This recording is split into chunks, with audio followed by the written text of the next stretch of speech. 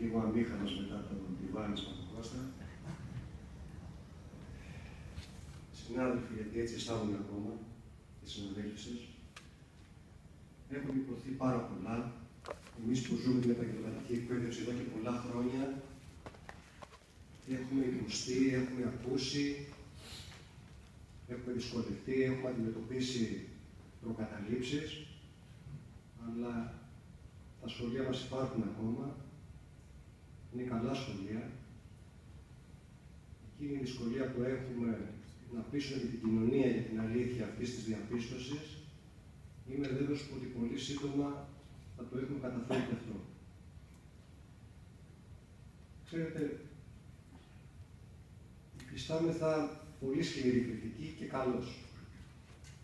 Η εξουσία οφείλει να ακούει, να αποδέχεται και να αναστοχάζεται μέσα από την κριτική. Όμως, πολλές φορές η κριτική είναι άδικη και είναι σκόπιμη. Το τι ακούσαμε τους προηγούμενους μήνες το έχετε όλοι υπόψη σας. Στην αρχή της σχολικής χρονιάς που τώρα τελειώνει, υπόθηκαν πάρα πολλά γιατί θα καταληφθούν ειδικότητες, θα κλείσουν σχολεία, θα πλεονάζουν συνάδελφοι. Εγώ δεν είδα να πλεονάζει κανένας και ούτε και από όσους τυχόν υποτίθεται ότι θα πλεόναζαν, ας ξέρουμε μεταξύ μας τι έπαθαν αυτοί οι συνάδελφοι που πλεόναζαν. Που δεν πλεόναζαν, αλλά αν ακούγαμε τις κραυγές, θα πλεόναζαν τις χιλιάδες. Τι έπαθαν αυτοί οι χιλιάδες συνάδελφοι? Μήπως τέθηκαν σε διαθεσιμότητα, μήπως απολύθηκαν, μήπως μετακινήθηκαν υποχρεωτικά σε άλλους νομούς? Τίποτα από αυτά. Άλλοι απέλυαν, άλλοι έφτασαν στη διαθεσιμότητα. Εμείς ξαναφέραμε τον κόσμο πίσω στα σχολεία. Το Γενάρη ζητήσαμε να χαρακτηριστούν όσοι μαθητές δεν παρακολουθούσαν ως μη παρακολουθούντες. Το τι ακούστηκε πάλι τότε το ξέρετε. Θα κλείσουν τμήματα, θα διώξουν κόσμο. Παρακάλεσα την Ολομέλεια να πήγαμε συνάντηση την περασμένη εβδομάδα να μας πει ένα τμήμα που το Γενάρη έκλεισε. Δύο φορές η κριτική ήταν άδικη και αποδείχθηκε ψευδής. Τώρα είμαστε στη φάση τρίτης κριτικής. Πάλι θα κλείσουν σχολεία, πάλι θα κλείσουν τομείς, πάλι θα καταργηθούν ειδικότητες. Γιατί επιχειρούμε να δώσουμε μια αξιοπιστία όχι στην επαγγελματική εκπαίδευση, συνολικά στην εκπαίδευση. Προσπαθούμε να μειώσουμε την γραφειοκρατία, να απαλλάξουμε τους εκπαιδευτικούς από τη χαρτούρα και θα δείτε από τη νέα σχολική χρονιά πόσα λιγότερα χαρτιά θα χρειάζεται να συμπληρώνεται. Θα καταργήσουμε τη δικαιολογημένη απουσία, γιατί δεν είναι δικαιολογημένη, και θα αφήσουμε έναν αριθμό απουσιών χωρίς δικαιολογητικά. Αυτό και μόνο θα απαλλάξει τους αδέλφους από ένα καθημερινό άγχος που μας κατέπτει. Στα πλαίσια αυτά είπαμε να γίνουν και οι ηλεκτρονικές δηλώσεις προτίμησης. Όλοι αναγνωρίζουν ότι είναι ένας εξορθολογισμός. Η μόνη κατηγορία ήταν γιατί γίνεται μόνο στα επαγγελματικά λύκεια και όχι στα γενικά. Δηλαδή πρέπει να απολογηθούμε εμείς, ο Κοτσιφάκης και η ομάδα μας, γιατί εμείς τα καταφέραμε και είμαστε έτοιμοι. Ενώ η άλλη ομάδα της γενικής εκπαίδευσης δεν ήταν έτοιμη, θα είναι του χρόνου.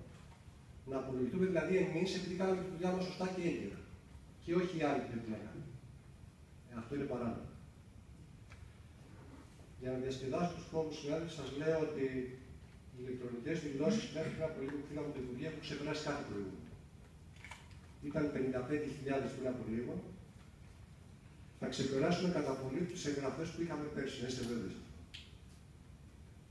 Υπάρχουν και κάποιες λειτουργίες, σε κάποιες περιπτώσεις άνθρωποι υπονόμευσαν αυτό το σύστημα.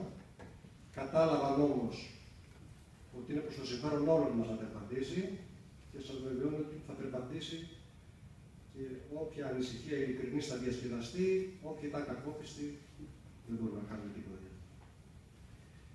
Επιτρέψτε να πω πολύ σύντομα, αν ξεπεράσω τα 5-6 λεπτά, σταματήστε με, τι προσπαθούμε να κάνουμε στην επαγγελματική εκπαίδευση. Προσπαθούμε να πείσουμε τις οικογένειες, τα παιδιά, την κοινωνία, ότι όταν το παιδί τελειώνει το γυμνάσιο έχει μπροστά του δύο δρόμους που είναι ίσης αξίας, είναι ισότιμοι και έχουν τα ίδια δικαιώματα.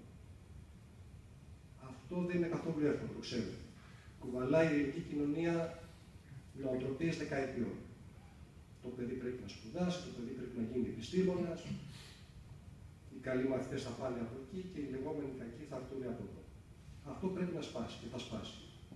Φυσικά αυτό δεν θα γίνει σε μερικούς μήνες, ούτε σε λίγα χρόνια. Όμως, μία αναστροφή της τάσης είναι ήδη μετρήσιμη. Το πρώτο που κάνουμε και αλλάξαμε τη δομή των ΕΠΑΛ, αποφεύγοντας την πρόωρη εξειδίκευση. Η προηγούμενη δομή είχε ειδικότητες από τη δευτέρα τάξη, κατά την γνώμη μας εγκληματικό.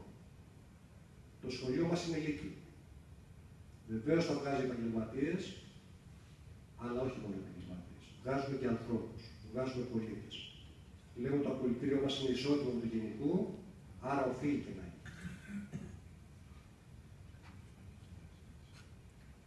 Ανασχεδιάζουμε τους τομείς, τις ειδικότητες, τα μαθήματα. Θα έχουμε νέα αναλυτικά προγράμματα, νέα βιβλία για όλα τα αντικείμενα. Αυτό φυσικά θα μας πάρει μια διετία. Αν θέλουμε να είμαστε σοβαροί, βιβλία δεν γράφονται μέσα σε 2 μήνες. Αλλά μετά το τέλος των 2 προσεχών χρόνων, το σχολείο μας θα είναι πραγματικά γνώριστο και στη λειτουργία. Με όλες τις ειδικότητες, με όλους τους τομείς, με όλους τους εκπαιδευτικούς μας φυσικά και με πολύ περισσότερα παιδιά. Οι άλλοι 2 άξονες στους οποίους κινούμαστε είναι η προοπτική μετά το σχολείο. Προοπτική μετά το σχολείο σημαίνει εκπαιδευτική προοπτική, εργασιακή προοπτική. Στην εκπαιδευτική προοπτική ανοίγουν τους ορίζοντες. Εισαγωγή και στα πανεπιστήμια, φυσικά στα ΤΕΗ, όπου καθιερώσαμε ως ελάχιστο ποσοστό το 20%, και δημιουργία και κοινής ομάδας σχολών, στις οποίες έχουν πρόσβαση οι απόφοιτοι από όλους τους τομείς. Και επαναφέραμε για τα εσπερινά ΕΠΑΛ το ειδικό ποσοστό που υπήρχε και που το 2013 για άγνωστο λόγο σταμάτησε να υπάρχει. Γιατί το κάνουμε αυτό? Λένε πολλοί, μα τα παιδιά του ΕΠΑΛ στο Πολυτεχνείο και στην Ιατρική. Απάντηση γιατί όχι. Καταρχήν είναι λανθασμένη η έκφραση στα παιδιά των ΕΠΑΛ. Δεν είναι τα παιδιά των ΕΠΑΛ. Είναι τα παιδιά που επιλέγουν το ένα ή το άλλο τύπο λυκείου. Τα παιδιά είναι. Τα παιδιά πρέπει να έχουν ανοιχτούς ορίζοντες για όλα.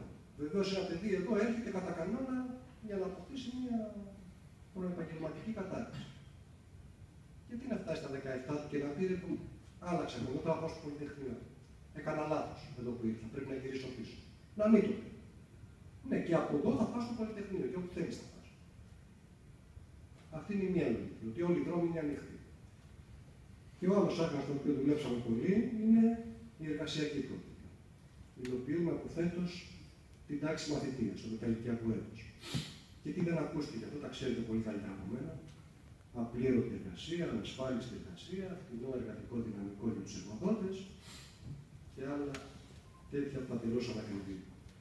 Αυτό που συνηθίζω να λέω σε αυτή την κριτική είναι ότι αν ήταν έτσι, θα είχαμε έξω από το Υπουργείο Παιδείας, έξω από τις διευθύνσεις εκπαίδευσης, έξω από τα σχολεία, ουρές εργοδοτών να ζητούν αυτό το φθηνό εργατικό δυναμικό να το πάρουν στις επιχειρήσεις τους. Είδα να συμβαίνει κάτι τέτοιο? Το αντίθετο. Είναι δύσπιστοι οι εργοδότες, δεν θέλουν αυτή την εμπλοκή και με πολλή αγώνα χρειάζεται να πιστούν ότι είναι προς το συμφέρον τους να εκπαιδεύσουν έναν νέο άνθρωπο με την προοπτική όταν λήξει αυτό το έτος το μεγαλύτερο μέσο αυτών των ανθρώπων να το διατηρήσουν στην επιχείρηση με κανονική σύμβαση εργασίας. Γνωριζόμαστε μεταξύ μας, ξέρετε περί τίνος πρόκειται, επιγραμματικά είναι απασχόληση 4 μέρες την εβδομάδα στην επιχείρηση και 1 μέρα στο σχολείο με εργαστηριακό μάθημα.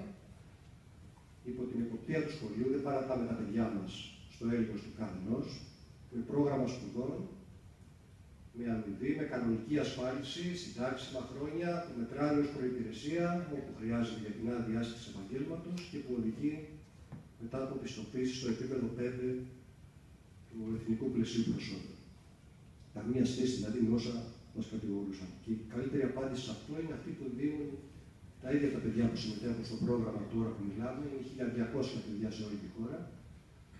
Οι εκπαιδευτικοί μας που συμμετέχουν και παρακολουθούν την εξέλιξη του προγράμματος και φυσικά και όσοι ενεπλάξαν το πήραν ζεστά και όπου το πήραν ζεστά οι εκπαιδευτικοί μας, οι διευθυντές εκπαίδευσης και οι περιφερειακοί διευθυντές, το πράγμα πήγε καλά.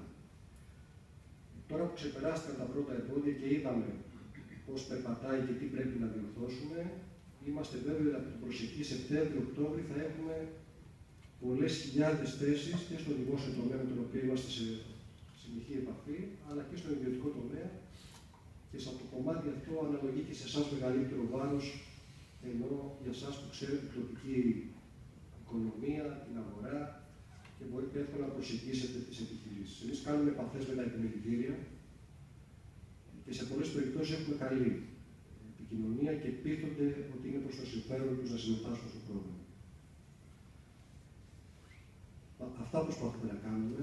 Όλα αυτά σημαίνουν κύρος για την επαγγελματική εκπαίδευση, σημαίνουν αξιοπιστία και σημαίνουν ότι ένα παιδί που θα έρθει εδώ θα το κάνει επειδή του αρέσει, επειδή ότι βλέπει ότι αυτό σου είναι καλύτερο και είναι καλύτερο και όχι επειδή δεν μπορεί να το καταφέρει στο άλλο μαγαζί. Όλες τις δυσκολίες θα τις αντιμετωπίσουμε. Οι δυσκολίες δεν ξεπερνούν, γιατί υπάρχουν και άλλου είδους προβλήματα που θα ξέρετε πολύ καλύτερα από μένα. Είμαστε σε ένα πολύ καλό δρόμο και είμαι βέβαιος και με τη δική σας βοήθεια ότι το Σεπτέμβριο στα σχολεία μας θα έχουμε πολύ περισσότερο κόσμο, μαθητές και μαθήτριες από όσους και όσες έχουμε σήμερα. Οτιδήποτε θέλετε να κουβεντιάσουμε, είμαστε εδώ μέχρι μια λογική ώρα και την Παρασκευή. Ευχαριστώ πολύ.